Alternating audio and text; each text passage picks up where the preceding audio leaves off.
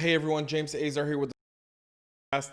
Back on video today on YouTube for you guys. Again, I'm trying to get through this whole traveling thing. We'll hopefully be back in our studio in the next few weeks and be able to continue to deliver the great quality production that you're so used to and loving here at the CyberHub podcast. Your practitioner brief for Wednesday, July 8th, 2020. We're going to get right into this today. A lot of stuff to cover in our practitioner brief, but really important, just a few things. One, you can go to cyberhubpodcast.com. You can sign up, get our practitioner brief directly in your inbox every single day. It's the PDF. It's got all the links.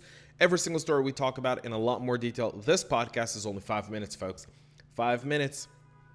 And so we're very limited in the amount of information we can share. Let's get right into our practitioner brief. Again, cyberhubpodcast.com. Sign up to our practitioner brief and get it directly in your inbox each and every single morning. A cybersecurity firm, SentinelOne, has released a free decryptor app that can help victims of the ThiefQuest ransomware recover their locked files. The link for the decryptor can be downloaded directly off our PDF. There's also a video demo of how to use the decryptor available on our PDF. So if you know anyone who is a victim of ThiefQuest ransomware, which is also identified under the name of EvilQuest, and it targets specifically Mac users, SentinelOne has a free decryptor tool out there.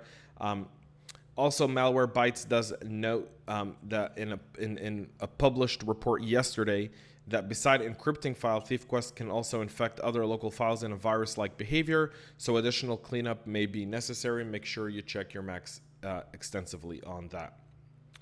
Cerberus banking Trojan is being delivered via an app hosted on Google Play.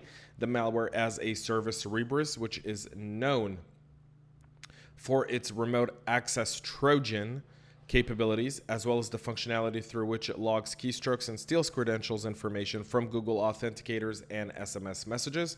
As part of the newly identified attack, the malware was disguised as a currency converter for Android users in Spain and managed to remain undetected by hiding the malicious activity for weeks on end after being submitted to Google Play. It racked about 10,000 downloads. It's also noted that the command and control server only started issuing commands after a while longer, as in to avoid any suspicion from its users. The Trojan steals the user's login credentials, and due to its ability to read text messages and two-factor authentication details, might be also able to bypass MFA in order to compromise banking accounts. This is really, really important. I know that it's talking about in Spain, but I think Spain was the breeding ground for this. We're going to probably see this all over the place. It's probably in the U.S. store, and we don't even know it yet. We'll probably see something along those lines in the next few weeks. Again, if your employees, if your colleagues, if your family uses a Google Play, just make sure they're verifying the apps they download. Not every app is what it is. And finally, our final story for our practitioner brief today is a Russian cyber gang, Cosmic Links, focuses on email fraud, a complete shift from a typical Russian cyber criminal gang move, where they've now moved to business email compromised rather than data theft or anything like that. In fact, it's extremely sophisticated, well-written English. They're understanding the internal processes of the organization, a lot of different things. They've also been able to exploit the DMARC controls to spoof email addresses of impersonated executives within these organizations. They're not requesting a high dollar amount, but staying within a reasonable amount, as into not to raise flags within an organization where an average request is around $55,000. Unbelievable. It's weird that the Russians are doing this. There's a lot of debate as to why.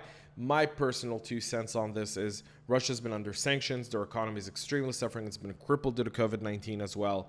And these criminal gangs that operate essentially under the device of the FSB and the Russian government within Russia are being told to go out and get money in order to flow that into the Russian economy as well. That's it for our practitioner brief here today, folks. Thank you so much for listening. Thank you for subscribing. Again, cyberhubpodcast.com. Get everything, our CISO Talk podcast on our additional channel. My name is James Caesar. Thanks so much for tuning in. We'll be back with more tomorrow. Until then, folks, really, really important, stay cyber safe.